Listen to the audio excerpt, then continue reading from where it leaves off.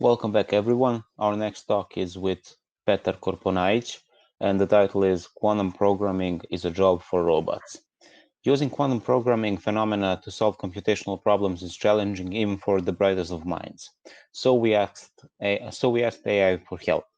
Petar is a software engineer and entrepreneur, founder of Quantastica, and a quantum computing enthusiast. His passion is software development, acceleration, and code generation. Less hard work for humans and more hard work for machines. He's a passionate reader of science and science fiction publications. He's interested in history, present, and future of technology, but still, he's not a robot. He's friendly and social. He's also a father and a husband. Petar, it's a pleasure to have you here.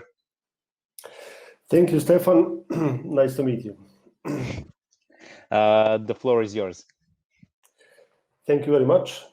I'm sharing my desktop. I hope it will work correctly. So I hope you can see my screen. Yeah, it's visible. Okay. So my name is Petar Korponaić. I'm founder of Quantastica. Quantastica is a startup from Helsinki, Finland. And we are focused on software for quantum computing, programming tools for quantum computing, and also software or algorithm development for quantum computing. And in this talk, I will speak about how we see future of quantum software development, and I will try to explain that the programming quantum computers is challenging, really challenging, and we in Quantastica we believe that quantum algorithm development is a job for machines, not for humans. Even if humans can do that, human cannot do that as efficient as machine. And to show our tool, which automatically generates quantum algorithms. And I will make a small demonstration of the tool. So let's start with where is quantum computing today? So this magenta line is this straight line is classical computing. We have time and we have capability. So with time we have faster and faster classical computers. But there are many problems which industry and science and industry is facing, which are not impossible to solve with classical computers, even with fastest computers, supercomputers. And there are some problems which will never be able to solve with classical computers, because some of the problems require enormous amount of memory or CPU power. So most likely never in future we will be able to solve some problems. But quantum computing is promising to solve.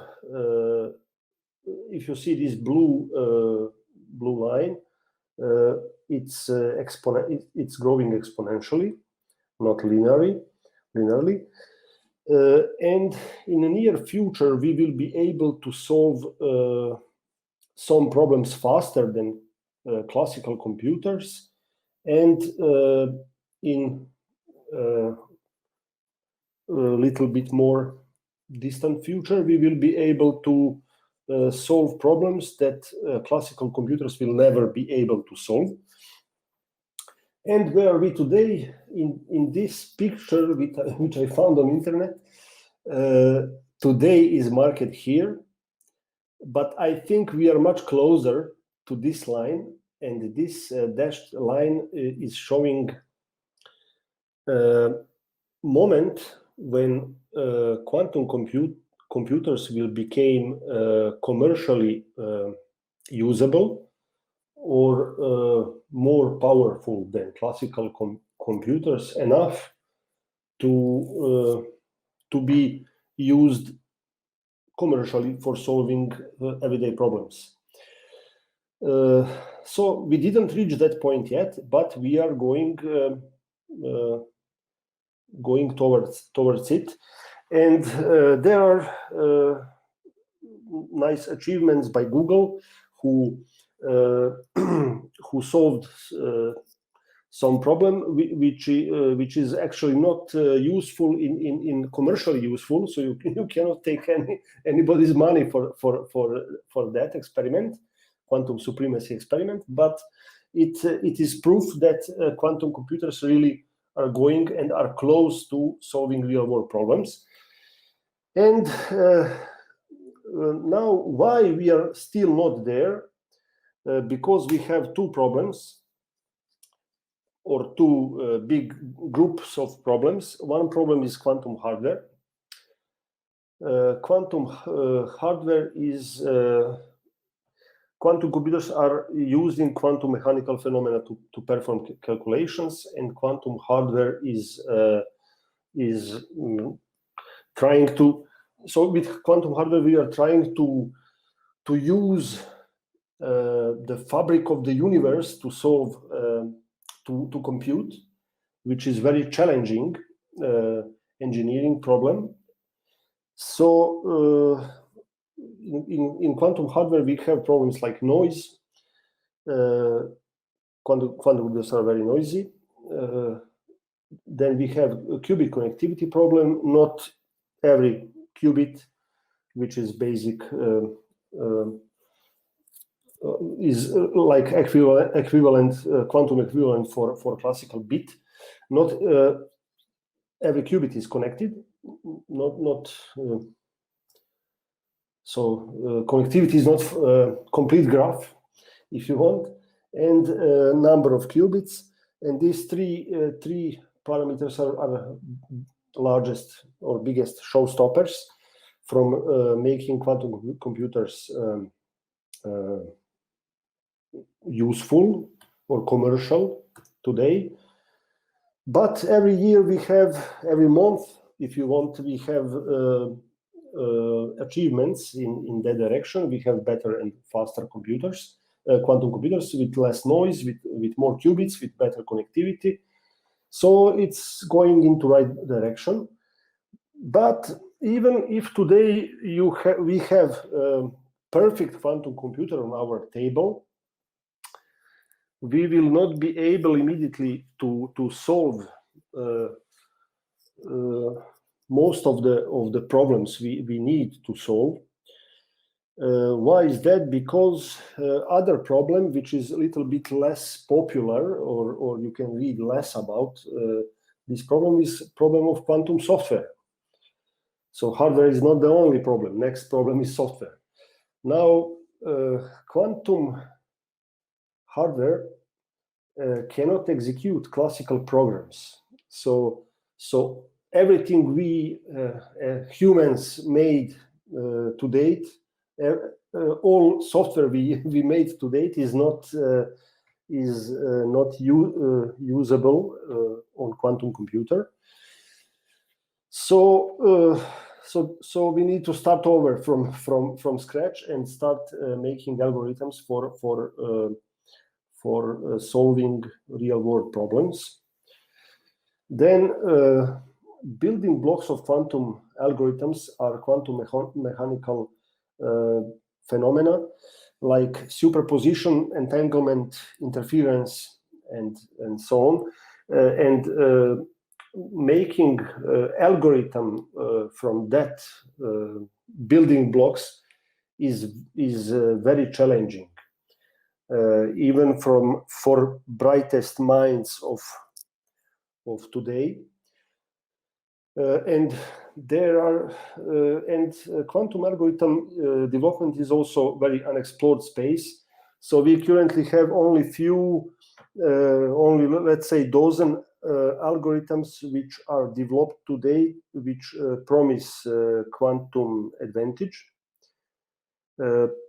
So there is a lot of space to explore and to do in quantum software, in quantum algorithm development.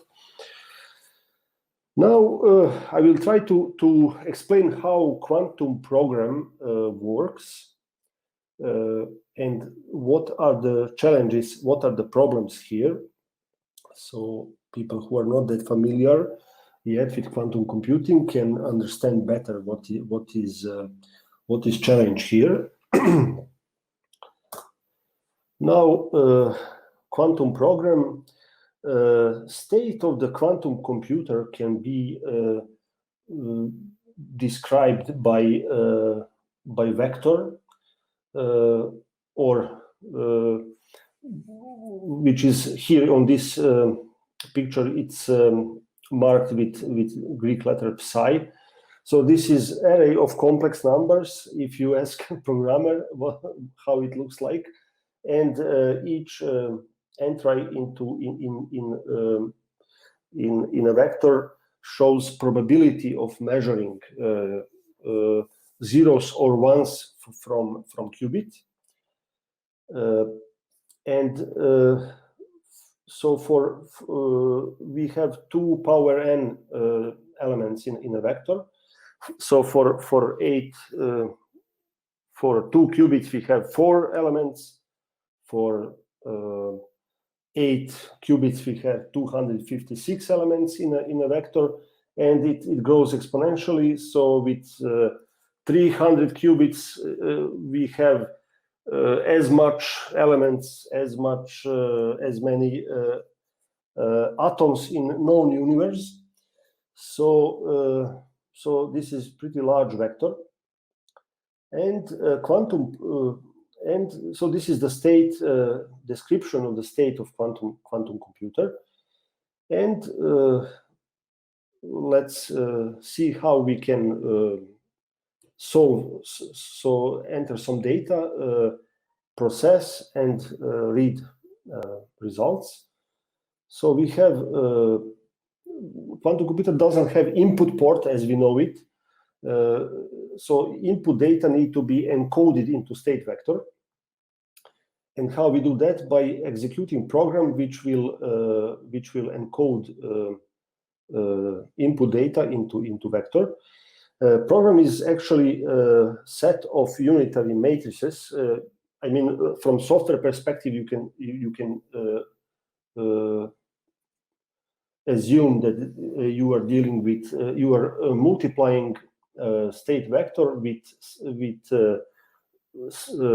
set of unitary matrices, and so your program is actually one unitary matrix, which so when you multiply a state vector with that matrix, you get new state of quantum computer.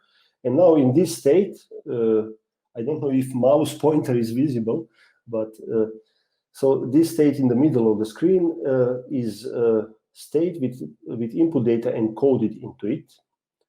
And now we need to process that data by multiplying it with another unitary matrix, which is our program, which is doing real processing of data. And then it ends as a final state, which we cannot directly read from quantum computer. We can only measure, and output will be actually only one element from this state vector. This is our output, and output is just one binary string. For each qubit, we have one bit for each qubit. So this is how quantum program looks like. And now this program, these squares are actually unitary matrices, but quantum computer has fixed instruction set. So you cannot run directly any transformation directly in single step. on state, you need to decompose that matrix into multiple matrices, which are, trying to remove this because I cannot see. Okay, so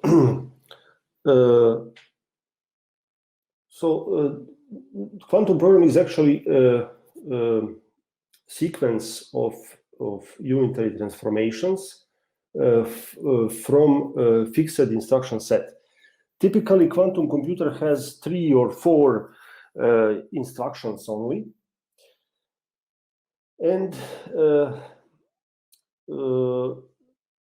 so it's pretty long, and with each operation you lose because noise, we lose accuracy. We have more noise, and the longer the program, the more noise we have, and in some point we simply cannot calculate.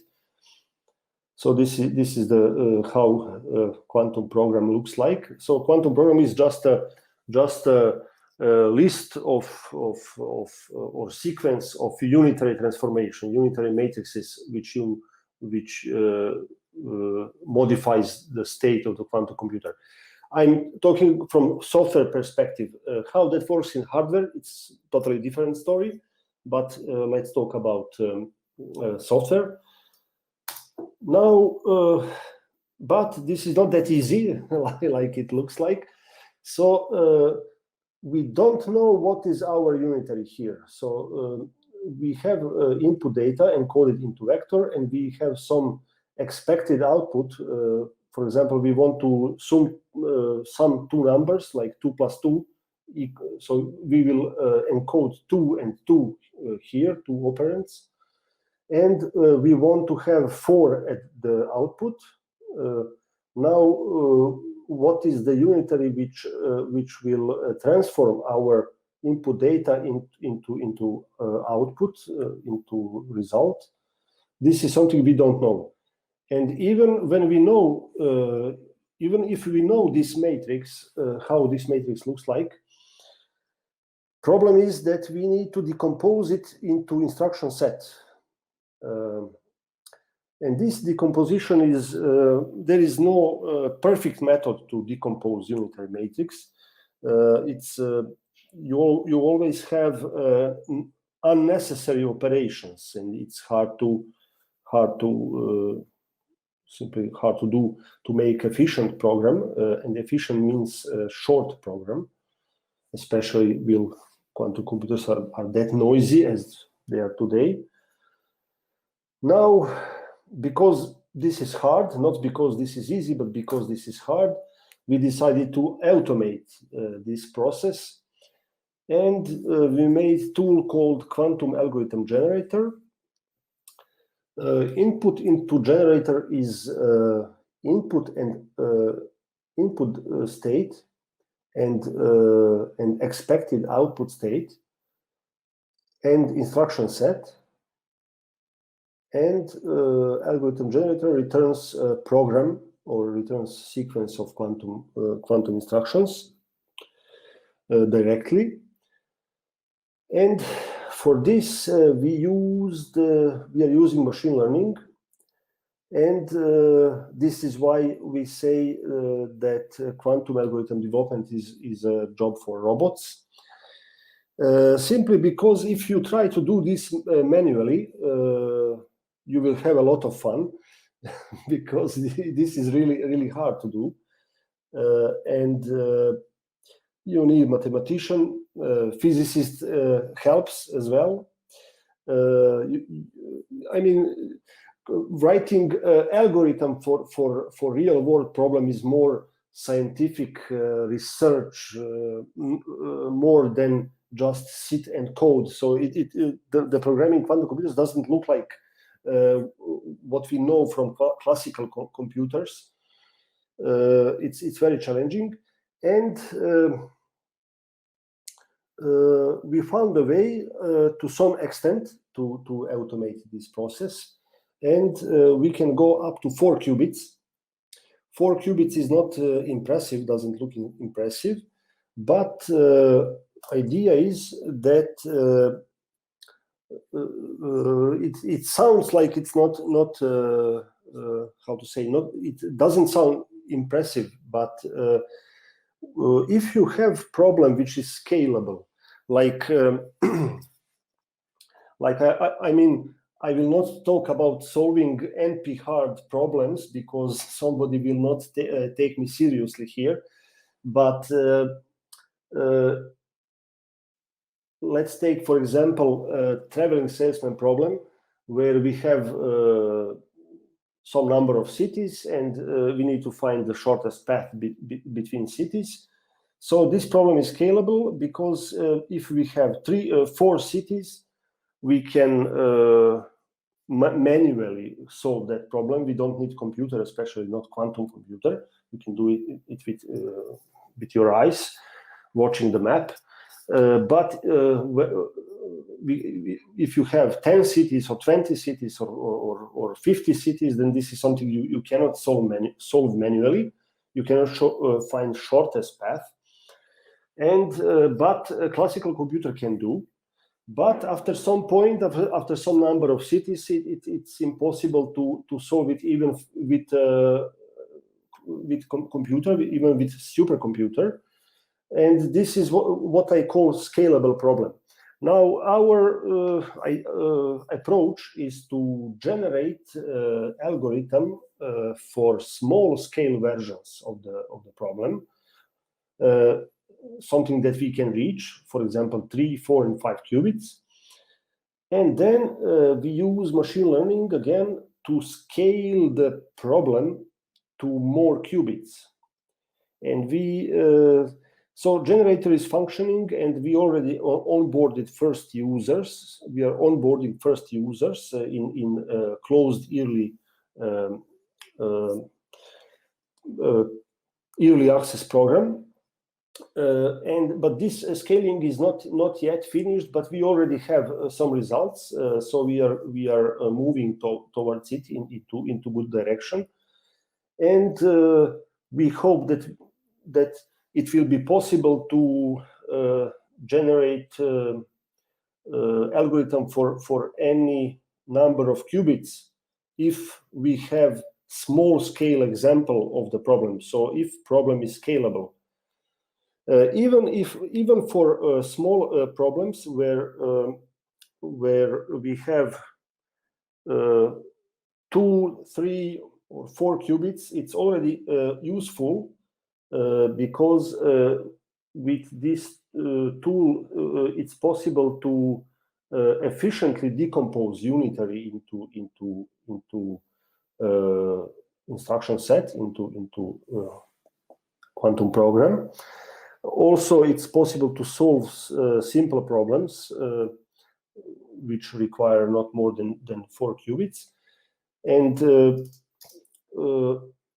as a demonstration, I will show you how we solved IBM Q challenge that was from May earlier this year. We didn't cheat. We didn't have that tool in May.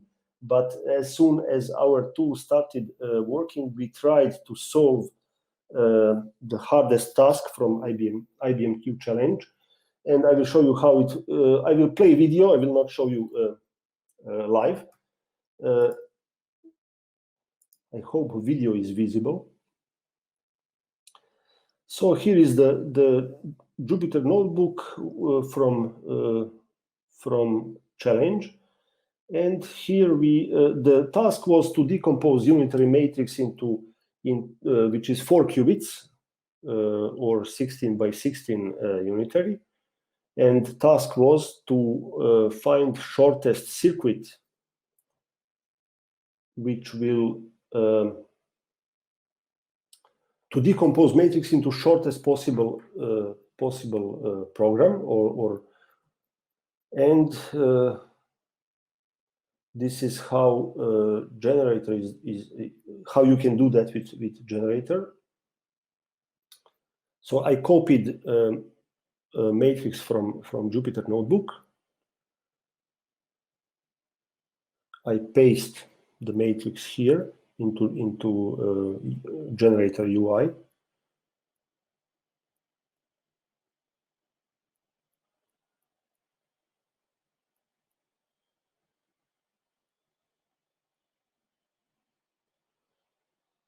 Okay.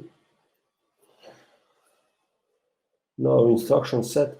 So request was to use instruction set of 2 gates only 2 instructions, arbitrary qubit rotation and controlled knot. And now we are running, the generator is running.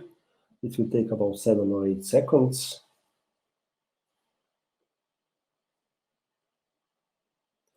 And this is the solution. So it shows quantum circuit and program. So graphical representation and code.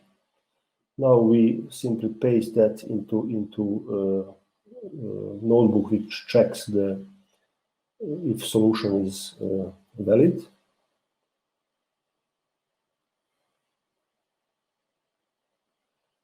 Check circuit, and it says great, your circuit meets all the constraints, and cost is 45, which is the best possible solution.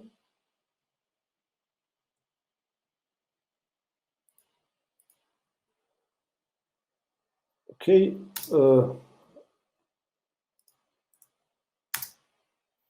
So this presentation is very short. I have only 4 minutes left. So I didn't have a chance to explain more how we do it and what we use, but I'm happy to answer questions through other channels, to social media channels. And so where are we now? We can go up to 4 qubits on single computing node. For some problems, we can go more than 4 qubits, up to 6 actually. For some sort of problems, generator is capable of running on supercomputer, and it has UI. It's integrated with Quantum Programming Studio. We have API, HTTP API. And Python API is under development, so people will be able to use it from Python code. And core algorithm is still under active development, and we expect to have more qubits. And as a conclusion, to say that we hope that we will be able to make with use of machine learning to make a tool that will boost quantum algorithm development and quantum computing